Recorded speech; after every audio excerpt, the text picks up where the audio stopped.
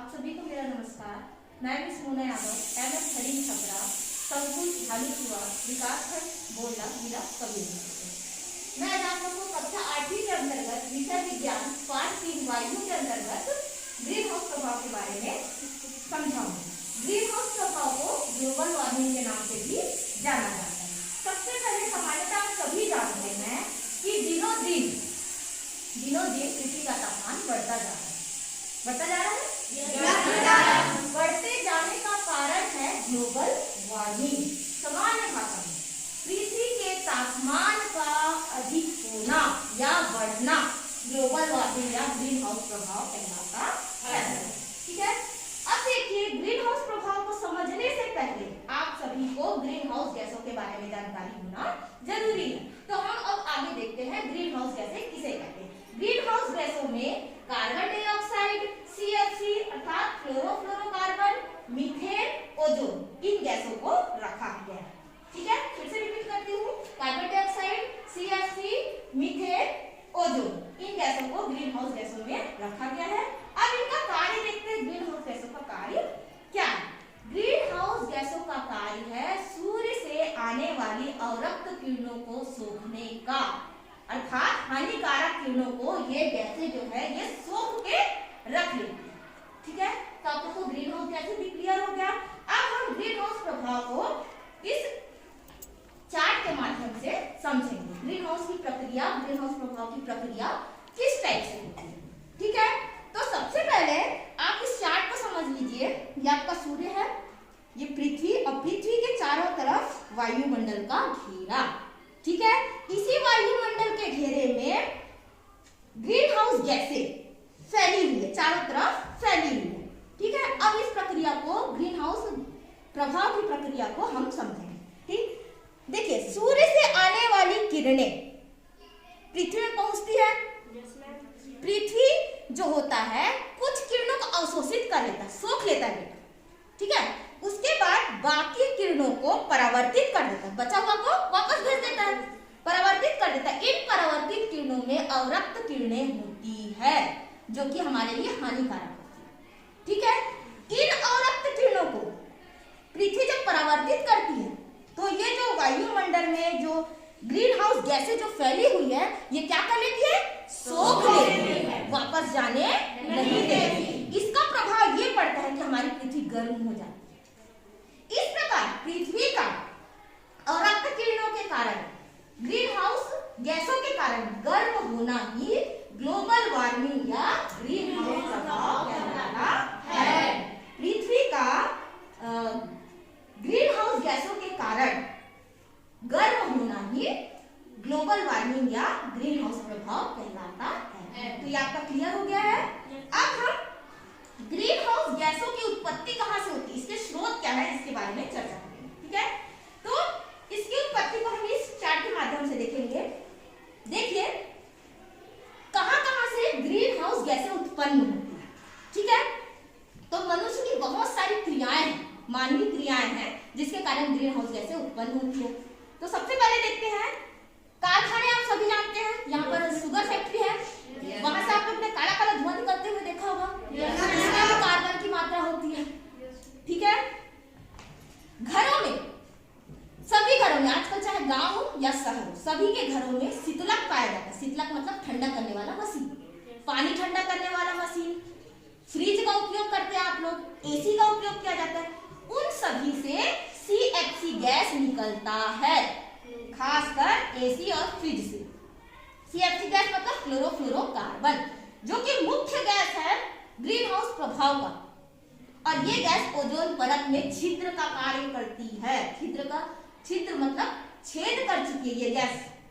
ठीक है, अब देखते हैं जो हम वाहन चलाते हैं, है ना, वाहनों से भी क्या निकलता है? प्रदूषण होता है, धुआं निकलता है। इससे भी ग्रीन हाउस प्रभाव का निर्माण, ग्रीन हाउस गैसों का निर्माण होता है।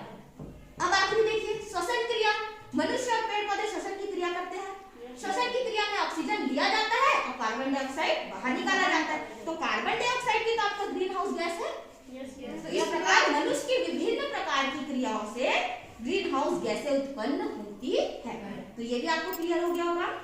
ठीक है, अब हम हम देखते हैं ग्रीन हाउस गैसों जो है वो हमारे लिए किस प्रकार, हमारी पृथ्वी को किस प्रकार नुकसान पहुंचाती है। तो इसको तीसरे टीएलएम के माध्यम से देखते हैं।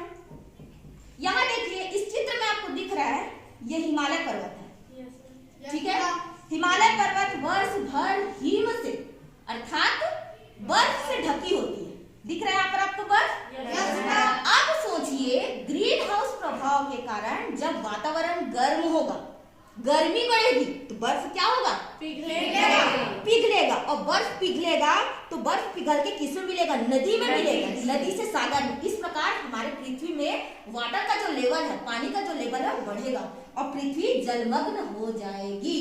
अर्थात ग्रीन हाउस प्रभाव के कारण, ग्रीन हाउस प्रभाव के और अधिक बढ़ने से हिमालय का जो बर्फ है वो पिघलेगा और पृथ्वी जलमग्न हो जाएगी। सभी जीव जंतु, चाहे वो पेड़ पौधे हो या छोटे जीव हो या मनुष्य हो, सभी जल में डूबकर नष्ट हो जाएंगे। तो ये इसका बुरा प्रभाव पड़ेगा ग्रीन हाउस गैस का, ठीक है। अब दूसरा प्रभाव देखिए, यहाँ पर आप देख रहे हैं ये पृथ्वी है। पृथ्वी के चारों तरफ ओजोन परत पाया जाता है।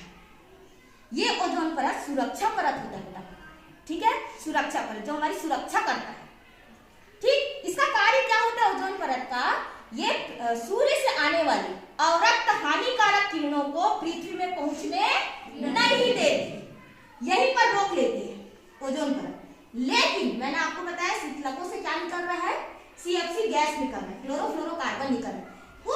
उस क्लोरोफ्लोरोकार्बन गैस के कारण इस ओजोन परत में छिद्र होता जा रहा है और छिद्र होगा तो जो सूर्य से हानिकारक किरणें, अवरक्त किरणें जो निकल रही है पृथ्वी तक पहुंचेगी और पृथ्वी में रहने वाले जीव जंतु को विभिन्न प्रकार की बीमारियां हो सकती है, ठीक है। तो ग्लोबल वार्मिंग के कारण ये ओजोन परत में छिद्र हो रहा है, ठीक है, और इससे विभिन्न प्रकार की बीमारियां फैल सकती है, ठीक। तो खासकर इससे स्किन का कैंसर होता है, त्वचा का कैंसर, ध्यान रखेंगे। तो ये हो गया आपका ग्रीन हाउस प्रभाव से हमें हमारी पृथ्वी पर ओजोन परत पर क्या क्या प्रभाव पड़ता है। तो आप लोगों को ये क्लियर हो गया होगा, ठीक है। आप मेरे को आप लोग बताइए, बारिश के दिनों में सभी शासकीय अशासकीय कार्यालयों में, स्कूलों में क्या लगाया जाता है, वृक्षारोपण किया जाता है। तो वृक्षारोपण ग्रीन हाउस प्रभाव को कम करने का सबसे अच्छा तरीका है, ठीक है। वृक्ष क्या करते हैं, ज्यादा से ज्यादा हम वृक्ष लगाएंगे तो ये क्या करेंगे, कार्बन डाइऑक्साइड को अवशोषित करेंगे, पृथ्वी हरी भरी होगी और ग्रीन हाउस प्रभाव क्या हो जाएगा, कुछ मात्रा में कम हो जाएगा। इस प्रकार आप लोग को ग्रीन हाउस प्रभाव के बारे में अच्छे से समझ में आ गया होगा। यदि कोई आप में से प्रश्न करना चाहता है तो कर सकता है। पृथ्वी का तापमान बढ़ने से पृथ्वी पर क्या प्रभाव पड़ेगा? बेटा जैसे कि मैंने बताया पृथ्वी का तापमान बढ़ेगा तो जो हिमालय पर्वत का जो बर्फ है वो क्या होगा, पिघलेगा और पिघल करके कहाँ पर आएगा, पृथ्वी में आएगा, नदी के माध्यम से, सागर के माध्यम से पृथ्वी में आएगा और पृथ्वी में जल का स्तर क्या हो जाएगा, बढ़ जाएगा। और जल स्तर बढ़ेगा तो पृथ्वी क्या हो जाएगी, पूरी जल में डूब जाएगी, कोई भी जीव जंतु, कोई भी पेड़ पौधे नहीं बचेंगे, ठीक है। और दूसरा है तापमान बढ़ेगा तो ये ओजोन जो परत है ना, इसमें छिद्र हो रहा है और छिद्र के माध्यम से जो सूर्य की अल्ट्रावायलेट किरणें हैं, पराबैंगनी किरणें हैं, ये पृथ्वी पहुंचेगी और जीव जंतु को विभिन्न प्रकार के बीमारियों को फैलाएगी, ठीक है। क्लियर हुआ? ओके। और कोई? ग्रीन हाउस गैसें कैसे उत्पन्न होती है?